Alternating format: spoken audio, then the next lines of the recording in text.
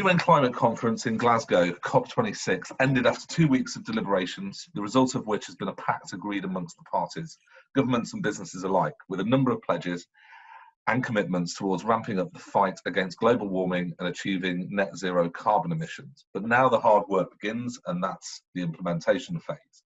One area that touches us all is the built environment, from our homes to our workplaces. From construction to its use, our buildings emit 40% of the UK's total carbon footprint. As such, responsibility falls with us all, not just the landlords, but businesses occupying space, individual users, and all those that work within the real estate industry. So what can we do, and what changes need to be made to make our contributions count? So to discuss this, I'm joined by my colleagues Luke Philpott, Equity Partner at DeVono, Amanda Irwin, Director of Workplace Consultancy, and our design and build colleagues at Dthree Studio, Senior Designers Hannah May and Jess Willdigg. So welcome to you all. And my first question is going to be fired at you, Luke. And so we've had COP26, we've had all the news, all the kind of press attention. Has anything changed for the real estate sector, whether it's for the landlords and tenants as a result of the conference? I mean, it's not the real estate sector specifically, but we know that the built environment and everyone operating within it is a sort of a chief protagonist of our sort of carbon footprint as a country, which is the case for every developed country. Yeah, I think the major sort of announcements that have come out of that will impact us as operators, you know, within the UK real estate sector is that large firms now, for the first time, have been mandated as a result of COP26 to publish, if you like, the architecture of their plans to achieve net zero by 2023. As in, they have to publish these plans by 2023. So that's probably the biggest thing. The government wanting larger firms to publish their energy consumption as well is a direct result of COP26. But I think, you know, more interestingly, it seems to have once again just got the green agenda back on the sort of table as something that now must be taken really, really seriously. It's and I feel like that is probably for the first time in a long time being taken seriously now.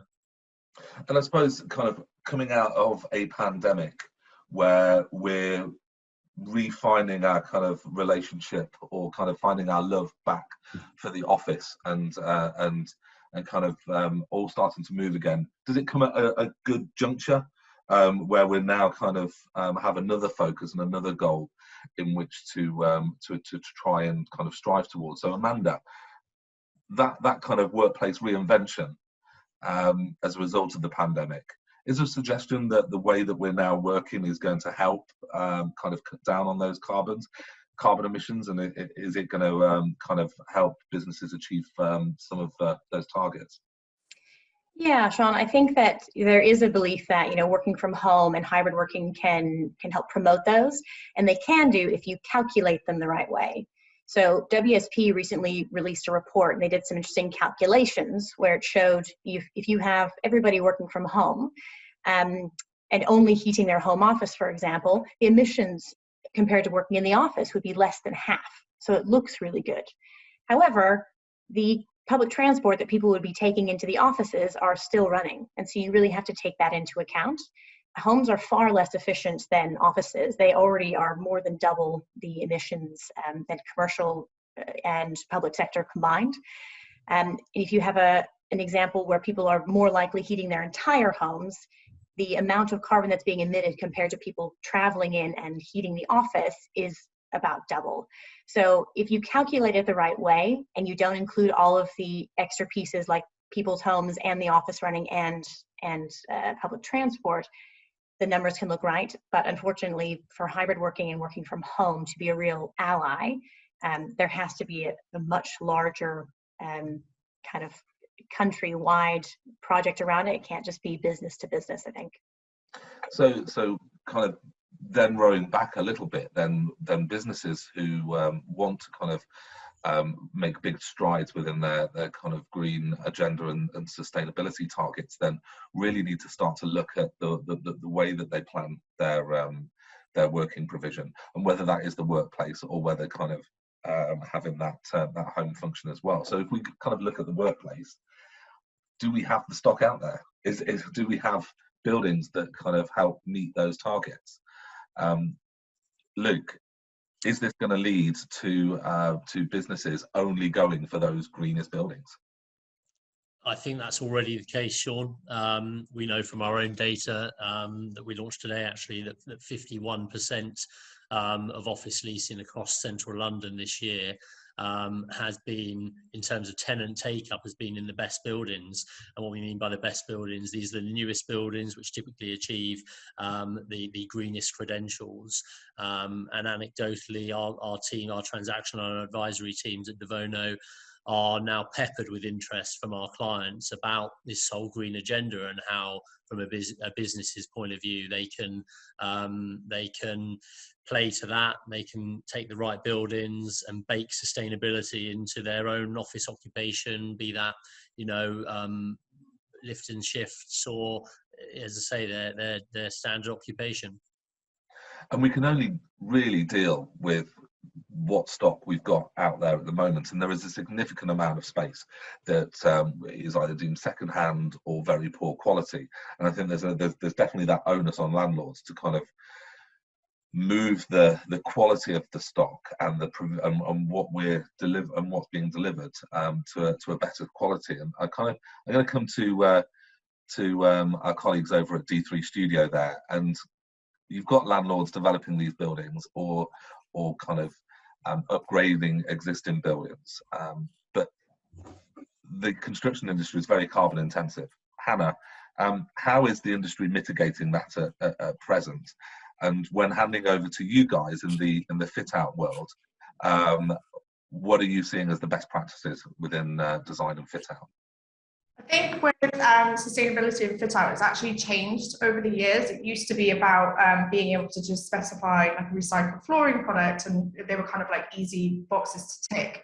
Whereas now what people are looking at is longevity in design, and whether fit outs can kind of surpass more than one tenant, or it can kind of adapt and change as you do. So rather than ripping out and starting again, because construction is such a wasteful industry, is there ways that we can kind of limit that or reuse certain products in different areas? And I think the whole perception from manufacturers, subcontractors, everyone, and even ourselves as designers, we have to think completely differently to what we used to do, which was essentially ticking a box just to kind of get that green accreditation.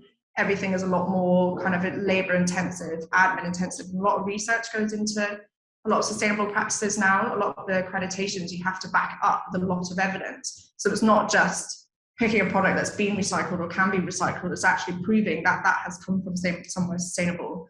At the end of its life, you've proved that it is going to be used somewhere else, or it is being recycled itself as well. So it sounds as though, on the face value, it's a re-education phase that the industry needs to go through, and you guys are going through that SCAR. Well, do you touch on what SCAR is? It's an accreditation which is basically built around sustainable practices. And it kind of ranges from, it's got gold, silver, bronze level, and it ranges from certain levels of kind of achievements you have to reach. And that can range from the refrigerant that's in your mechanical system down to the adhesive that you use on a joinery piece. So it's very wide. And a lot of the kind of practices are actually best practice, and a lot of them we've actually just undertaken under jobs now as a kind of like natural way of us progressing as a design team. But SCAR is something that the tenant has to be aware of and has to want to invest in, because it does sometimes come with a higher price tag, just because naturally more sustainable materials and suppliers and even the methods of working are slightly more labour intensive. And there is a whole education piece there as well. So for example, in our project methods, it wasn't just about specifying materials and suppliers that tick these boxes that were okay for the SCAR accreditation. It was about teaching our subcontractors about how to mitigate waste on site. So for example, the way that we laid our flooring, or the way that the plasterboard was actually fixed to the partitions themselves, everything was orientated so that minimal cutting and waste was produced. Then at the end, our waste away was more kind of considerate for the environment, and we made sure that it went to somewhere other than landfill. Elements that are being asked of you to include within the design or an initial design. And equally, what are you then suggesting to them on those design fronts? I think a really obvious one is like reusing existing furniture. Because half the time, if it's commercial grade furniture, it has such a long lifespan on it, and half the time it's just because of the look, it's, you know, not as current as they might want, but there's still ways you can kind of bring it back up to date, reupholster things, and actually you don't need to buy new. The items themselves are very like functionally sound still. It just is down to aesthetics half the time. So furniture is a very obvious easy one where kind of any tenant could start with. And how do you factor that in with a tenant who goes into a brand spanking new space, who's really excited about having everything kind of sparkly, fresh and new? Is that a difficult conversation to have with tenants? Or is it expected to be a difficult conversation if you're trying to kind of get these recycled and have that circular economy kind of integrated? I think that's is a really good point, because everyone would love it to be brand new from everything, but there's ways you can do it. Like if they have a clear front of house, back of house, maybe the meeting rooms, you have some nice new furniture, so your first impression is kind of as you would want. But have some back of house meeting rooms which you can use the older table, but actually it's still probably a wooden table or you know, and we can design the schemes to incorporate it so they don't stand out as old pieces of furniture. They can fit in quite seamlessly through design. So furniture is a very obvious easy one where kind of any tenant could start with. And how do you factor that in with a tenant who goes into a brand spanking new space, who's really excited about having everything kind of sparkly, fresh and new? Is that a difficult conversation to have with tenants? Or is it expected to be a difficult conversation if you're trying to kind of get these recycled and have that circular economy kind of integrated? I think that's is a really good point, because everyone would love it to be brand new from everything, but there's ways you can do it. Like if they have a clear front of house, back of house, maybe the meeting rooms, you have some nice new furniture, so your first impression is kind of as you would want. But have some back of house meeting rooms which you can use the older table, but actually it's still probably a wooden table or you know, and we can design the schemes to incorporate it so they don't stand out as old pieces of furniture. They can fit in quite seamlessly through design. I think this is kind of one of the things that's changing there, right? It's like for a long time, people like to sort of talk about sustainability and their own sort of awareness of the impact on the environment. But ultimately, it's been a little bit, we've probably all been guilty of it being a little bit of a footnote. And it feels to me now like there is a sea change. You know, there's a lot of talk of, you know, sort of climate anxiety, and it's kind of starting to, you know, seep out of not just typically like the very young generation, but now into people that are in charge of allocating capital, developing buildings, making you know, investment decisions. And I think I can just see an increasing kind of appetite from the workforce and from the people making the decisions to take this issue of sustainability, certainly from the point of view of design, this issue of sustainability a lot more seriously than has been the case for, you know, well, up until this point. I think as an employer, you'll become under scrutiny now about, in ways that you haven't been before, about how you do go about fitting out an office. And I kind of want to bring in Amanda at this point. Is from a workplace perspective, you've got those, as Luke just said, a change in kind of workforce in terms of generations, who's making the decisions. So you can have an absolutely brilliant design and build from D3, but then when it comes to actually operating and use of the space, that's a different question, isn't it? And then there are more sustainability and kind of carbon emissions questions that can be asked. So how in the workplace, the use of workplace, achieve targets and goals? Yeah, sure. So I think this is where, ESG can come into a factor. So we've already talked about the E, what Jess and Hannah were talking about with the accreditations and the longevity of pieces. Then installing things like prop tech to help you monitor that and also just make you more accountable to goals and things. When you have the S part of ESG, that is the social piece. And the social piece can be used to make people, make people work in different ways, but make them more accountable as well. And then the governance is obviously committing to all of that. So by really making a commitment to it, you then take it from the build and the lovely build and everything they've done at that point and say, okay, now how do we actually make this reality? And an example of how you do it in the workplace is, obviously some training and education around it, but something as simple as waste separation. So most people have waste separation in their offices, and they'll have recycling and mixed recycling and trash. But if people are constantly putting the recycling in the trash, it's actually, you've now just kind of screwed it up. So it's something as simple as that. And then more things such as putting in bike to work schemes. So you have, you have places for your bike, but then you need to encourage people to use that. So it's really making the individual accountable as well, and making everyone feel like part of it. A couple of elements there that potentially are the, let's say, the proviso of the landlord, in terms of bike space and stuff like that. So is there a bigger thing? We talked about during the pandemic, the relationship between landlord and tenant actually got stronger when they were talking about kind of the impact on office use. We almost need to kind of build on that, don't we? And kind of go a little bit kind of deeper into that relationship to see what is the art of possible for buildings. Yeah. Do you see that as a definitely an area for businesses, however big, to work on? Absolutely. It's about supply and demand. So, with tenants and even smaller occupiers saying, this is what we want, this is what we need to achieve all of these goals, we're hoping landlords will then respond to that with the supply. If people are demanding that space, aside from the government regulations, there have to be these spaces. Tenants need to speak up and use their powerful voice to help landlords, create more of these spaces. And on creating those spaces, I'm going to come back to you, Jess. You've been working on a few projects that are speculative for landlords, kind of building on the kind of the tenant work that you've done. And what are the elements that landlords are looking for in a spec scheme and developing out a space that's pretty much ready to move into?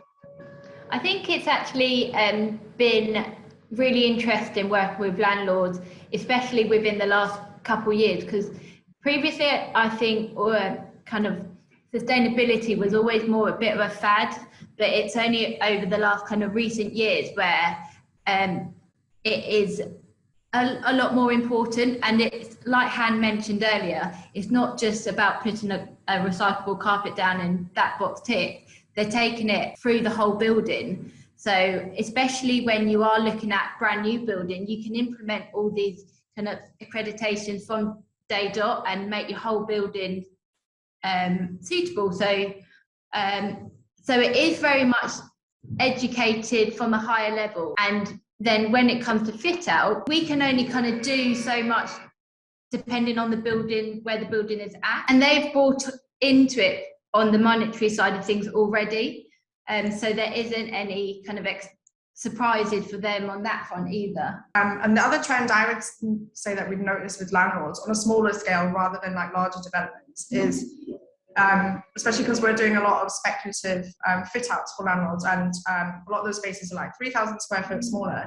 Landlords are more aware of how many tenants these fit outs can last in now. So their point of sustainability is also not just like the fittings and finishes that go in there, but from a design perspective, can we design something that is less trend-based and specific to a certain point in a trend in the fit-out industry, and something that might last 5 years rather than 3 and not look tired or dated or behind the kind of current fit-out. So aesthetically, it might look different. And then in terms of like materials, landlords are willing to invest a little bit more in quality so that it might last a couple more tenants rather than one, rip it out and start again.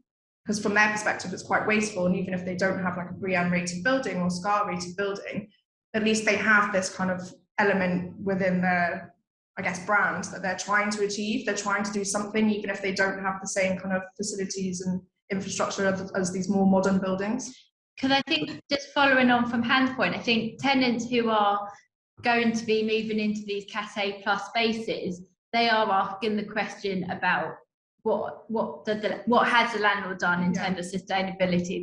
There is that real interest that there wasn't a few years ago.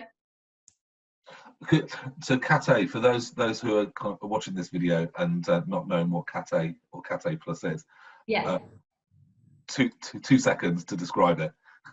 So Cat A is essentially a blank box where you would add your fit out into the space, and a Cat A plus is a fitted out space where then likely be furniture where you can move in ready to go. I'm assuming that this is the way to go for tenants, or it is a growing kind of trend for tenants to move into space that's already there.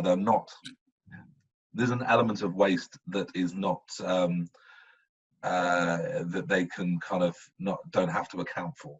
Yeah, and I think there's so much competition right now in the market with Cat A plus spaces. Like you said, there's so much empty space in London, and a lot of landlords are fighting for tenants. And I think especially after the pandemic, a lot of companies are downsizing and they are looking at these pre-fitted spaces because they're maybe being more conscious. And like you said, the thing with the competition now between landlords is, if there's two buildings that they love, but one's got a sustainable backing and this company's got its own kind of like morals and sustainable thoughts that they want to achieve, they're going to go with that building and that landlord. It's not just about the space, and it's not just about the location anymore. It's much deeper, and people want to be aware, and people want to be more about their carbon footprint. Tenants are going to those best buildings, and if those best buildings are fitted out and deliver a level of sustainability that they don't have to spend on and they don't have to think about, surely the industry is now moving to a more of that circular economy. Yeah, I mean, that's quite a big question, because there's some stuff in there around COVID and how that's influenced general working practices, and people are now really scrutinising how often they come into the office, how relevant the office is for them, what the office really is for their individual businesses. At the same time, obviously, it's been a tough almost 2 years for businesses globally. So what that means is there's a massive amount of scrutiny on cash and cash reserves within businesses. So if you can avoid writing, fit outs are typically expensive. So to Jess's point about Cat A blank boxes, if you're moving into one of those as a tenant, as you relocate from one office to the other, you will typically spend upwards of £50 per square foot. So let's just say you're a modest sized business of 50 people moving into 5,000 square feet. You could easily spend £250,000 on your fit out. And now, as I say, in the immediate aftermath of COVID, there is stress on the balance sheets of most businesses, and cash flow is, as I said before, under a huge amount of scrutiny. So it is appealing for businesses to be able to walk into space, either it is second hand and therefore already fitted, or has been fitted out by a landlord. Now, I guess when you then look at those two options, the what we call grey space, so space that is no longer wanted by an exiting third-party tenant, but is ready to go and therefore doesn't require that sort of capital spend. If you compare that to a new building or a new space within a building that has been recently fitted out, which would be the Cat A plus scenario Jess alluded to moments ago, that straight choice now, I think, will be heavily influenced by things like the EPC rating, the BREEAM rating, and the overriding sustainability score that the option A over option B will provide the tenant, the business looking at that. And I think that will play a massive part in the overall decision making for businesses these days, in a way that it just hasn't beforehand. And I don't think it will necessarily push prices up. From the point of view of the asset itself, I don't see rents massively rising, but I think it'll be the difference of interest or no interest.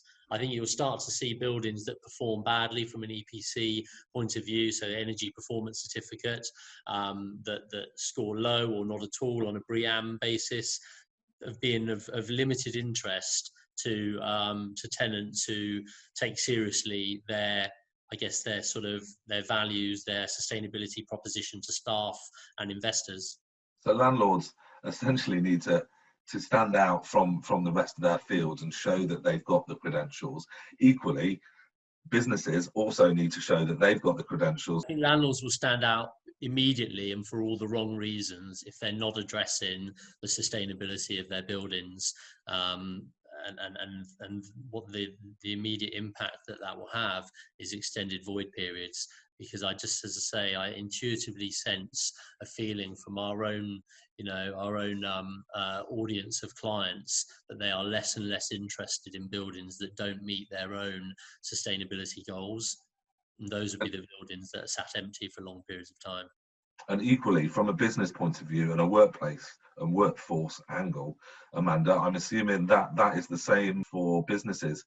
If they're not showing those credentials, if they're not standing out from the rest, then they're not going to attract the right talent. Yeah, definitely. More and more people, millennials and Gen Zs, are looking for businesses that align with their own cultural values, which of course is massively regarding climate change and the environmental aspects that offices and commuting and all of that has. So definitely, if tenants and businesses aren't regarding by those standards as well, they're going to have a hard time with attracting talent for sure. Bring this short discussion to a close. It sounds as though the responsibility is quite clearly on all of us, and within the real estate industry, we have a duty of care, not just to our clients, but to kind of the wider movement of fighting against the climate challenge that we've got ahead of us. So, Luke, with DeVono as equity partner, how do you see that responsibility falls on us as a business? You've touched on it already about kind of helping direct businesses to more sustainable options. Sure. Well, I guess the first point is we must embed sustainability into our own business in terms of how we operate, what we ask of our staff, the buildings we inhabit. Moreover, after that, our business is kind of in three major spokes, right? We're organised as a workplace consultancy, an agency practice, and we have a design and build team as well in Dthree Studio. So what that really means is, we're appointed up front by lots of tenants who ask us to think about or help them think about some of the challenges that they're going to have over the course of the next 5 to 10 years, and obviously from a real estate perspective. But that real estate piece now, as we've all discussed, is going to heavily influence how that business and how businesses in general attract and keep talent. So it's now that sort of relationship between your real estate and talent through a sustainability lens, I think, has come into sharp focus. Our role, I guess, is sort of, that responsibility that we have will include really practical things, like when we're asked to go and find new buildings for tenants to occupy, we'll have a sharp focus ourselves on the sustainability of those buildings. Now, we'll be able to ask for demonstrable evidence on the part of landlords to provide us with such things as energy performance certificates. These are in place already, of course, but the legislation around that is currently going through consultancy. It's not enshrined in law, but we anticipate changes to the EPC rules of the road, if you like, which will ultimately mean that the performance of buildings has to drastically improve, and you will not be able to lease them until they have improved. So, from our point of view, be making sure that when we're advising our client base, who may typically take a 5 or 10 or 15-year lease, that's a time period that's going to span some of these changes to the EPC legislation, and we need to be across that. And Jess and Hannah, from your point, from a design perspective and actually building these spaces, what do you feel as though is your kind of main role to play in achieving targets? I think a lot of it is down to us constantly making sure we're educating ourselves on sustainable practices, suppliers, and also reaching out to our suppliers and making sure that they're doing the same thing as well, because it's almost like a chain reaction, isn't it? So that we can then educate our tenants on what is best practice, what can they do, what do they want to reach, whether it's an accreditation that they want to invest in or whether it's just a general kind of green policy. I think constantly there's new things we can do and things that we figure out alongside these collaborations, and it's just constantly educating ourselves and applying them and making sure that our tenants understand that as well. And I think as a design team, we naturally are now doing kind of best practice, more greener, more sustainable decisions ourselves, almost without even realizing it, just because of practice and kind of experiences with these different tenants and accreditations, I guess. I think as well, we're very much of the kind of opinion that with one of us doing a really great job in one project isn't going to save the world, but if we all constantly do our little bit on every single project, it will really kind of all mount up. So there might not be a project where the tenant or landlord or whoever is interested, but behind the scenes we can still kind of tick some of the boxes without having to have. Yeah, they don't necessarily have to have a focus on it. It doesn't mean that our aim shifts. Yeah. And finally, Amanda, from a workplace kind of an actual occupier point of view, what is it that they should either start to think of now, or at least ahead of any kind of future real estate decision? Yeah, so I think now you need to be considering, what your space is used for, how much space you actually need, and then when you start looking at refitting it or restructuring it, obviously take into account as much of these kind of different sustainability aspects as you can. But it really starts with just first understanding how you use your space, if you need space, and how that works differently. There's a lot of things that employers can do, as I mentioned earlier, just embedding those practices in to make sure people are using those spaces correctly. The use of prop tech, if you're multi-floor, you could keep those floors. You could shut down a floor if people aren't coming in. If you are still using hybrid working and on Fridays no one's there, to shut down a floor. And so it's just becoming aware of that and making sure that as Jess just said, we're all doing our little part to make sure that we're helping reach all these goals.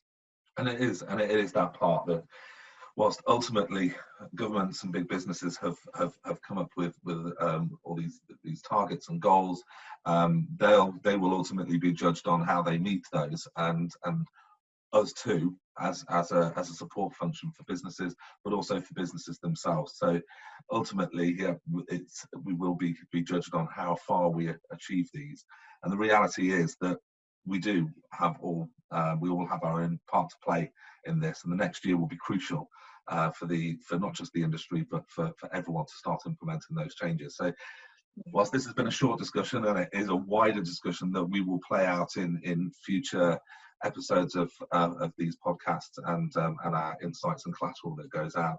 But I just want to kind of thank you guys for coming together today. And if anybody does have any questions on this, what we've discussed, need support in your workplace search or design, give us a call. But thank you guys.